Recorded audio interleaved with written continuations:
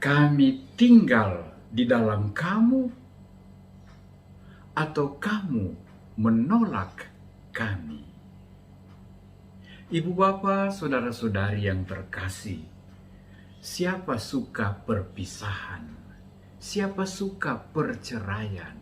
Siapa suka ditinggalkan, terisolasi, tereliminasi? Bukankah kita semua menghendaki kesatuan, kebersamaan dalam suka maupun duka?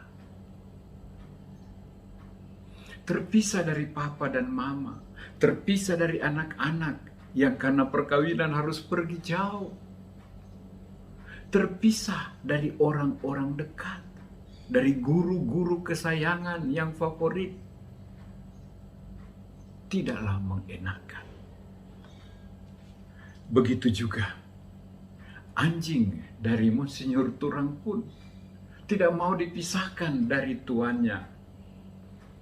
Setiap sore, pagi, siang, dan malam, dia menunggu di pendopo keuskupan, seolah-olah menanti kapan tuannya pulang. Saudara-saudari, Yesus tahu saatnya sudah dekat untuk berpisah dari murid-muridnya. Dia tahu bahwa murid-muridnya akan tergoncang iman mereka, akan goyah iman kepercayaan mereka. Yesus sendiri pernah mengalami, merasa ditinggalkan ketika dia berseru, "Ya Allah, ya Bapa, mengapa engkau meninggalkan aku?" Namun, Yesus tidak mau meninggalkan mereka bagaikan anak yatim, bagaikan anak ayam yang kehilangan induknya, bagaikan domba tersesat tanpa gembala. Apa yang Yesus lakukan? Pertama, Yesus meyakinkan mereka bahwa Dia bersama Bapa dan Roh Kudus akan tinggal bersama mereka, bukan secara fisik, tetapi melalui kehadiran rohani yang sangat nyata, jelas, dan terasa. Kami akan tinggal bersama kamu setiap kali kamu saling mengasihi dan mendengarkan suaraku. Sebab di mana ada kasih, Tuhan hadir. Sebab seperti terkutip dalam Timotius 3:16, sabda Tuhan yang diilhamkan Allah bermanfaat untuk mengajar, menyatakan kesalahan, memperbaiki kelakuan, dan untuk mendidik orang dalam kebenaran. Maka Allah hadir di mana ada kasih dan di mana sabda Tuhan ditaati, didengarkan. Kedua, dalam Injil Yohanes bab 14 ayat 26 dikatakan, "Aku mengutus Roh Kudus, penghibur. Dialah yang akan mengajarkan segala sesuatu kepadamu dan akan memberitahukan kepada kamu semua yang telah kukatakan kepada kamu." Roh Kudus menolong dalam tugas pewartaan, menghibur dalam kesulitan, dan membela ketika kamu berhadapan dengan penolakan dunia. Yesus sungguh tidak memutuskan hubungan, bahkan ia menjamin sebuah kehadiran yang lebih berdaya guna dan yang lebih memberi kepastian. Ketiga, Yesus memberikan mereka damai sejahtera, bukan yang diberikan dunia. Mereka tak perlu takut dan gelisah, sebab takut itu mematikan, melumpuhkan. Sedangkan gelisah membuat kita lemah, kehilangan daya juang, kehilangan daya kekuatan, dan menjadi ragu, serta tidak mempercayai Tuhan. Dan terakhir, Yesus berkata, "I shall return."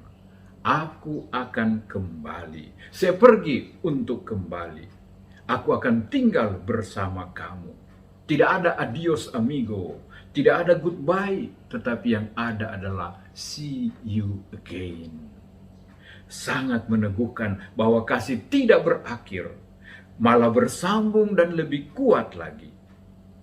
Maka jangan takut perpisahan fisik ini, jangan gelisah hatimu.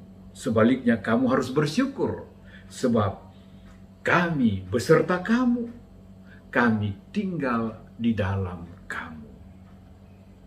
Beberapa contoh konkret bukti dari janji-janji Yesus sebelum ia berpisah dengan murid-muridnya.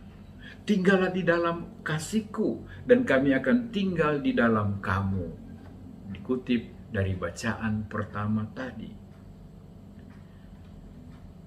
Tuhan mau tinggal bersama kita dan kita boleh tinggal bersama Tuhan. Sebuah kebersamaan yang indah. Adalah kenyataan di beberapa suku, Transmigran Flores, Bali, Toraja. Ketika tiba di sebuah daerah baru, mereka biasanya mulai dengan sehati sejiwa atas dasar iman, atas dasar kasih, dan atas dasar harapan yang kuat. Mereka mulai membangun sebuah gereja, kendati kecil, sederhana. Mengapa? Itu adalah tanda Allah menyertai kami, Allah bertinggal bersama kami di pemukiman yang baru, dan kami tinggal bersama Allah di tanah rantau, di tanah perjuangan ini. Di zaman perjanjian lama, Bait Allah, kenisa Allah menjadi lambang kehadiran Allah bersama umatnya.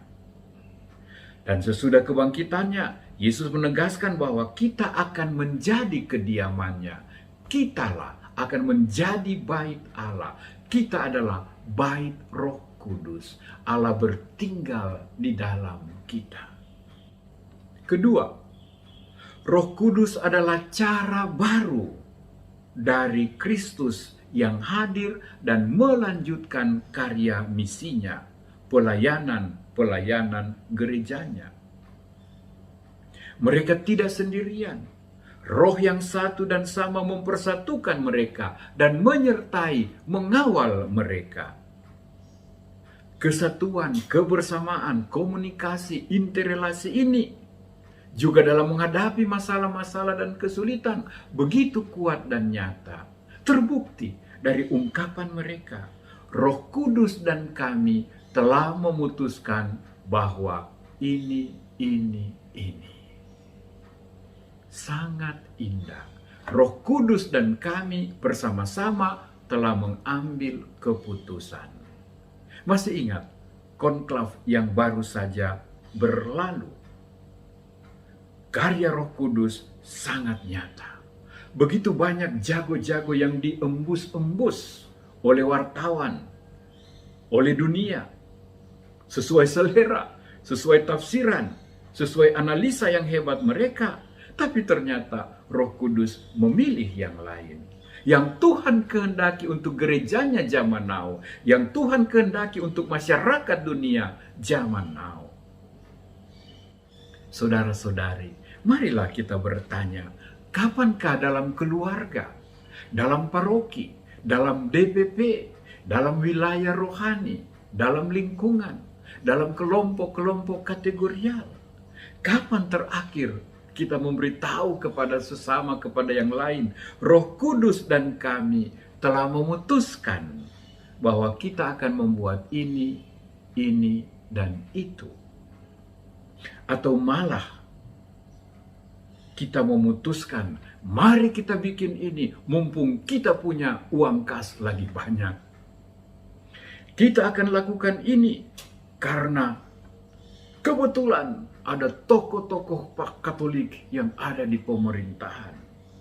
Mari kita laksanakan ini karena panitia yang kita bentuk punya banyak koneksi dengan yang di atas dan jajarannya. Kita malah tidak melibatkan Roh Kudus.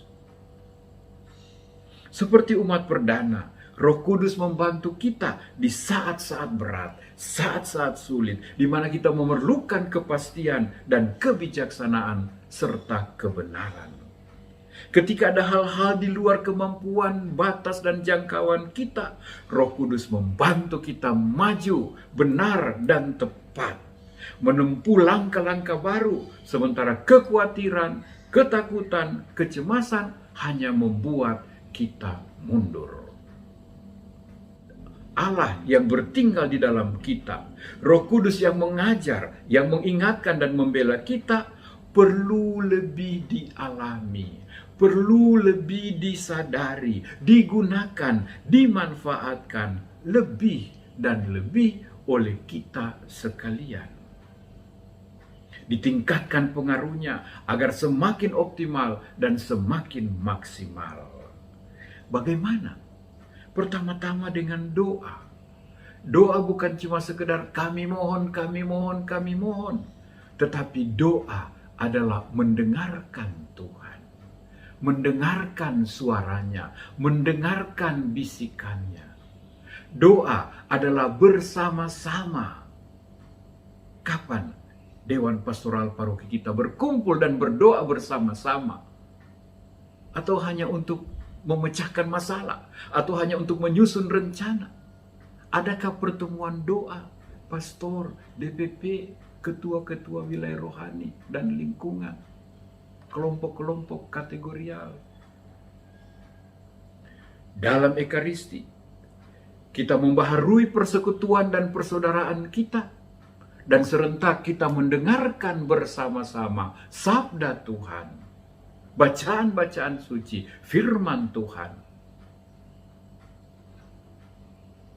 Dan pada akhir perayaan Ekaristi, ite missa est, kita diutus, kita dikirim pergi, Roh Kudus menyertai kita, masuk ke dunia, masuk ke pentas kehidupan, dengan damai sejahtera, tanpa takut, tanpa resah, tanpa gelisah. Saudara-saudari, siapa suka perpisahan?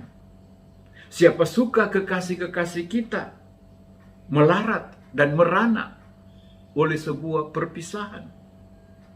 Terbiar, terisolasi, tereliminasi dalam hidupnya. Yesus tak mau murid-muridnya, Yesus tak mau gerejanya yang terkasih itu mengalami ketakutan, kecemasan, dan kebingungan. Ia telah berjanji, alam maut pun takkan mampu menguasainya. Dan ia juga berjanji hari ini, kami akan tinggal di dalam kamu, asal kamu saling mengasihi dan kamu mendengarkan perintahku. Ada Roh Kudus yang akan membela dan mengajar dan mengingatkan kamu. Jangan-jangan malah kami, Bapa, Putra, dan Roh Kudus yang kamu tinggalkan dengan tidak saling mengasihi, dengan tidak mendengarkan kami, dan dengan hidup seturut roh duniawi sendiri. Datanglah Roh Kudus, tinggallah ya Bapa bersama kami, jalanlah bersama kami ya Yesus, jalan kebenaran dan hidup.